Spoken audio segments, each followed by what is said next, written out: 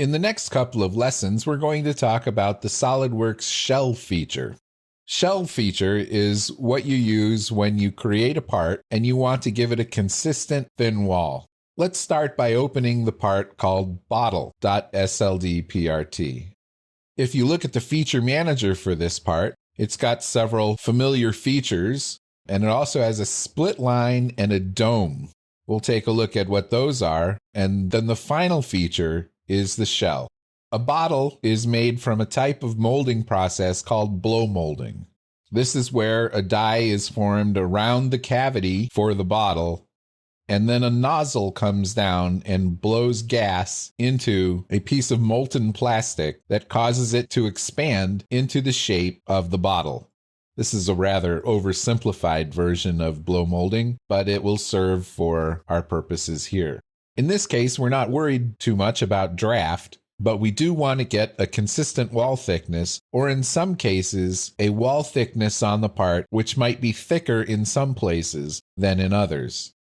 If you take a typical plastic bottle, such as a detergent bottle or a plastic Coke bottle, or even a milk jug, and cut it open, you will notice that some areas of the bottle are thicker than others. The SOLIDWORKS shell feature has a way to accommodate this. But let's just start talking about the shell feature in general. Let's step back a little bit and just make one of our favorite parts, a simple block, because it will serve to illustrate the example pretty well. And our simple block just kind of simplifies the whole situation so that we see what's going on more clearly. With this part, let's grab the shell feature from the Features Command Manager, assign some sort of a wall thickness that's significantly smaller than any of the current dimensions on the part, and then select Faces to remove. Well, in this case, I'll just start by selecting 3 faces to remove, and click the green check. So SOLIDWORKS has hollowed out the part and then removed 3 sides. If I go back and edit the shell and remove one of the faces to remove, then SOLIDWORKS has removed just 2 sides. Well, let's see what happens if I remove all of the faces to remove. And so I haven't made any selections at all. The only thing I'm doing is telling SOLIDWORKS to shell out this block with a thickness of 50 thousandths. It doesn't look like anything's happened at all, but if I use the section view, you can see that the part is indeed hollow.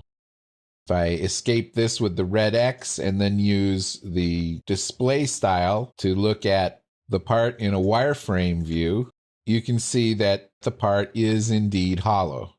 So SOLIDWORKS can make a hollow part from a solid part. That's good to know because in some situations you might need this.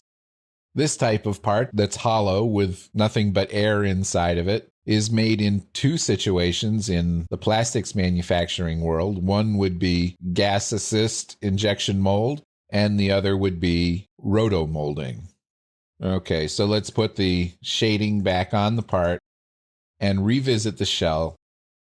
Use just a single face to open up the part, but then let's start talking about these options. The show preview should be obvious, and that can be handy unless the part is very complex, in which case it might take a long time to show. Let's see what we've got going here. Okay, that's a pretty predictable outcome. So what we're going to do now is add some dimensions so we understand what the size of this thing is. And let's say 4.5 in this direction and 2 inches in that direction. And double click on this to get the other dimension, 2.5. And then use rebuild. Okay, so we've got all of our dimensions. They're nice round numbers. Even the shell has a nice round number at 0.50. So now let's go into the shell feature and use this shell outward command. What this is, if you take a look at the preview that we're getting, is let's say that we have modeled a frozen volume of milk, and we want from the frozen volume of milk, we want to create the bottle to contain that milk. We would use the shell outward command.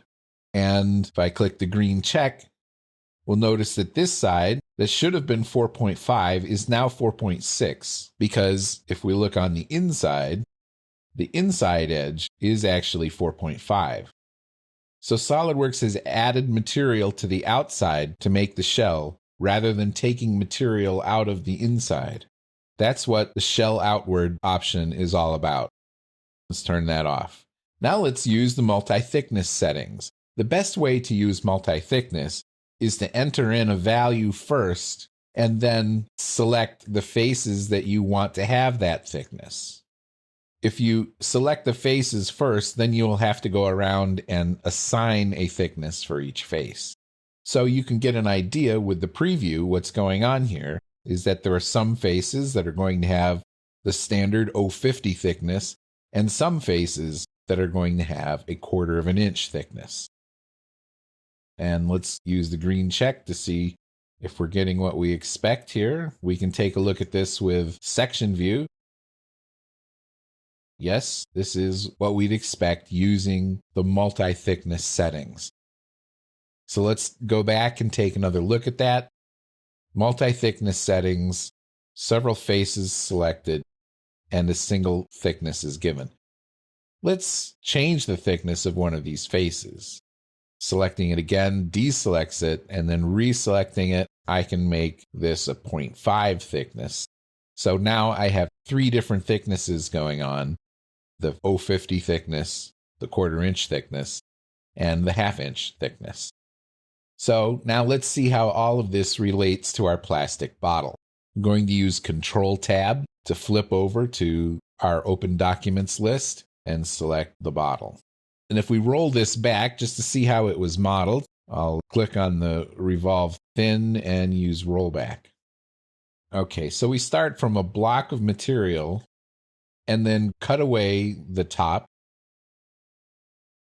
and make another cut for the handle.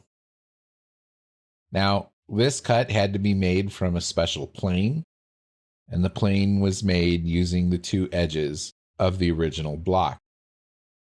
If we examine the cut, we notice that this was created with a little bit of draft, 10 degrees, quite a bit of draft, and a draft outward option.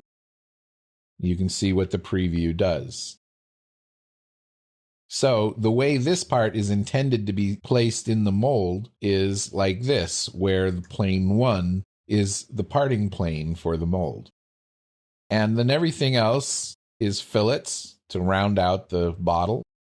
And commonly on the bottoms of bottles, you have an indentation that allows the bottle to be stiffer and to sit flat. So that's created first with a split line that was sketched on and then split. And then the dome feature, which is kind of a specialty feature, but this is one of the things that it does pretty well, creating domes in the bottoms of bottles. From there, the shell feature was used to hollow it out. Now let's see how that works. In this case, we've just used an 0.30 thickness for the entire bottle, and we used the top of the neck as a face to remove. Notice that also the neck of the bottle and the bottom faces of the dome were used as multi-thickness faces. So these faces should all be 0.60 thick instead of the overall 0.30, making them twice as thick. Let's take a look in section view at the bottle to see what's happened. We zoom in, we can see that the main bottle is certainly thin and the neck is quite a bit thicker. And we zoom out and back to the dome on the bottom, and we see the same thing going on down here. So the dome is a little bit stiffer than the rest of the bottle. Now the manufacturing process can probably not hold this as tightly as we can in a CAD model, but this is how we display the design intent. In any case, this is a simple lesson on the basic functionality of the shell feature. The next lesson will dive a little bit deeper into some of the things that shell can do.